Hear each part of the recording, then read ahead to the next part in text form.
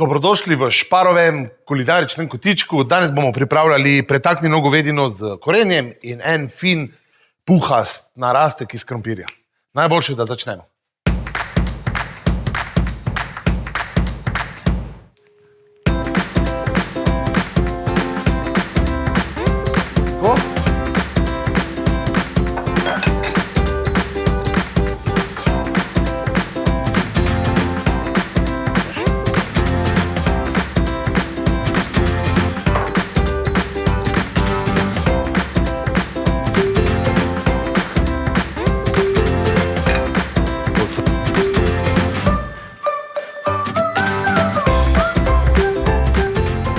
Vzamemo ponev, na kateri bomo hitro popekli govedino.